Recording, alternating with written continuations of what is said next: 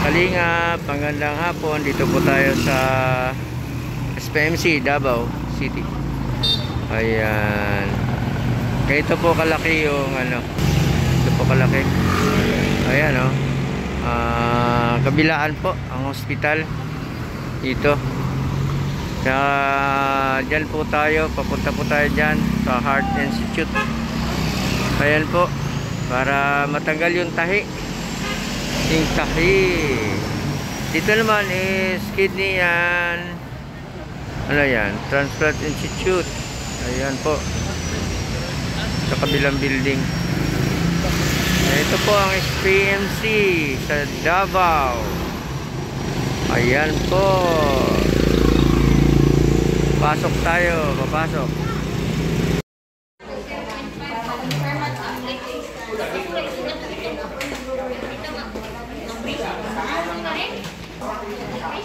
Dito po mga kalingap, dito po tayo sa SPMC po. Balik po tayo ngayon for check up po. Basta tanggalin yung mga tahi. Ayan po. At saka dito rin sa billing, gano'n ng sa mga deduction. Ayan po mga kalingap. Mahirap magkasakit po. Ayan, nandito na si Doktor. Si Dr. Maruya.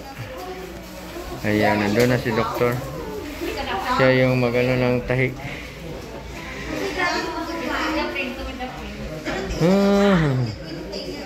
Ito po yung billing, oh.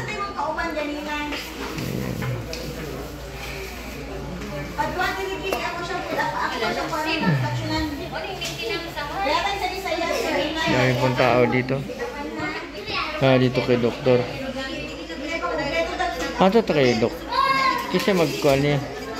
Magpaybalo. Si Ma'am po yun eh. Ito yung sekretary nga sa doktor. Oh. Ito yung sekretary nga sa doktor. Kung mo dito sa doktor na lang. Pwede po sir. Okay, tagtangon pa rin ba nino? Hirap po talaga mga kalingap na magkasakit. Napakahirap po. Lalo dito, ang laki ng babayaran. 1 milyon.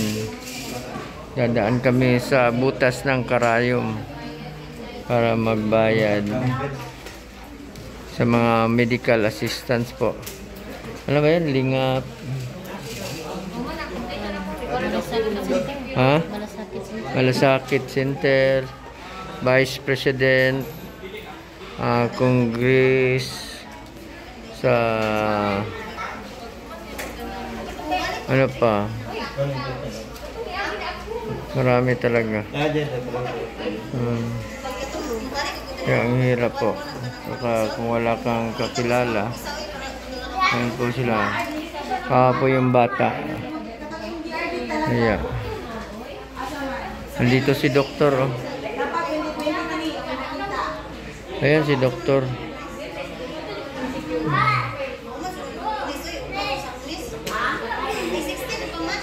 Pwede na siguro, ina daw, lay.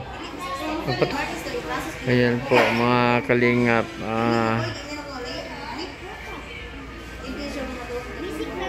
Katatapos lang po natanggal yung tahi. Ayan po. Dito po tayo. Ayan po.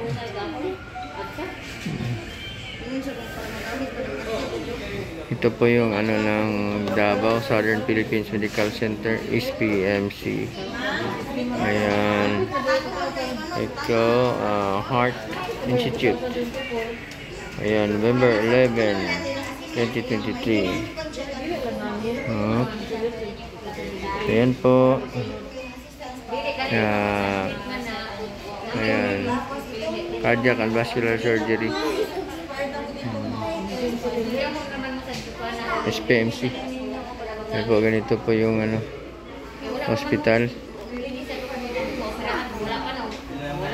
Kaya pa kailangan matapos sa kayong follow-up check-up po. Kasi delikado po yung heart. Napakadelikado po. So dadaan mo na ng cardio rehab Merong exercise. May exercises po.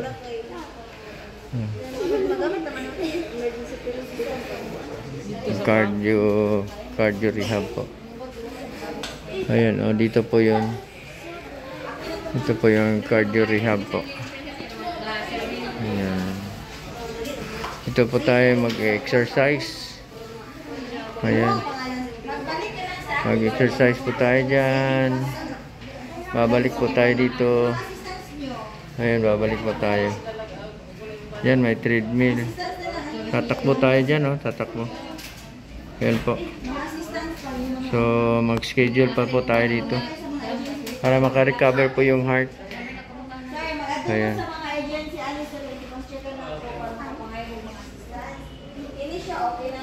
Bypass graft.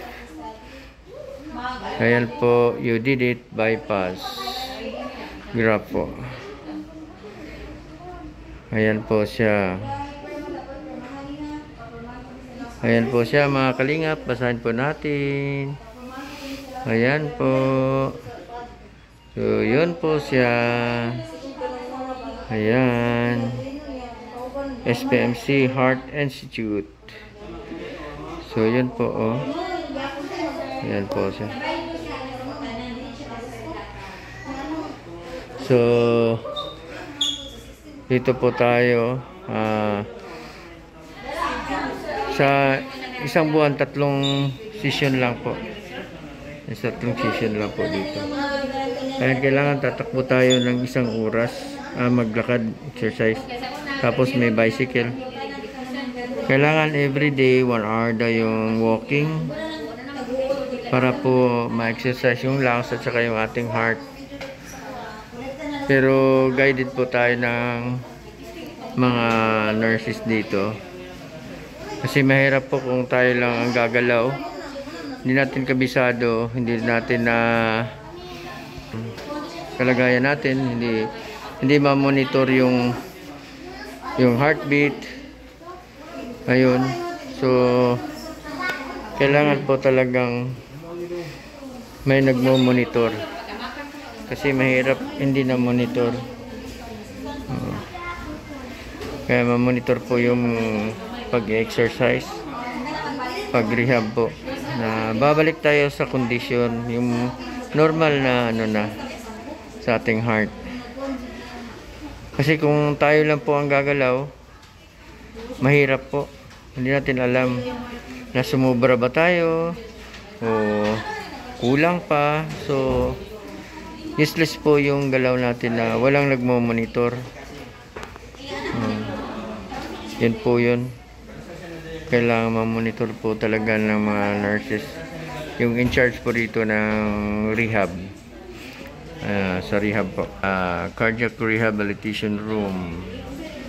Ayan po. Lahat po ng mga na operan po sa heart, yung heart bypass. The best way po na makarecover ng maganda, dadaan po dito sa cardiac rehabilitation para ma-monitor po lahat ng galaw. Opo. Kaya meron tayong schedule dito, follow-up check-up. Tapos na po yung pagtanggal sa tahi. Hopefully po next month makagalaw na tayo. Pero ako kung tutusin, parang kaya na pero dami pang nagsabi na wag daw pilitin. Pero sa tingin ko okay naman. Oo. Saka si doktor naman, yung ng operasyon, si Dr. Maruya. Mark Maruya po. Thank you po kay Dr. Mark Maruya po. Maganda po yung resulta ng surgery. At nakikita naman niya sa akin na okay naman po sa awa ng Diyos. Pero dadaan pa rin tayo dito po. Ayan. By hopefully next month, medyo mag-improve. Tuloy-tuloy na natin yung charity. Pinilit ko po last week yung sumama po ako doon sa unang pabahay ni Rhea. Nung kinagabihan nun, sumakit po yung dibdib ko. Kaya iwas-iwas muna. makapagpahinga ng 5 araw, pwede na naman. Ayun po. Pwede naman lumabas. Kaya, kailangan alalay lang. Kasi, mahirap na, maoperahan ulit. Napakalaking gastos at saka napakadelikado.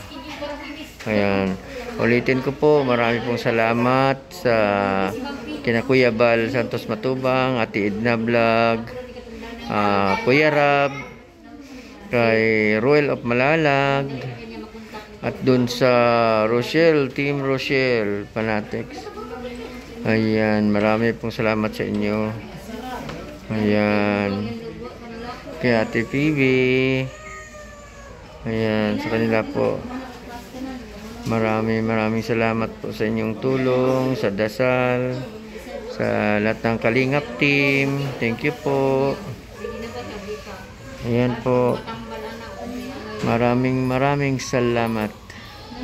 Ayan po. Tapos na tayo dito. Uwi na muna tayo. Babalik naman next week po. Thank you po. Thank you.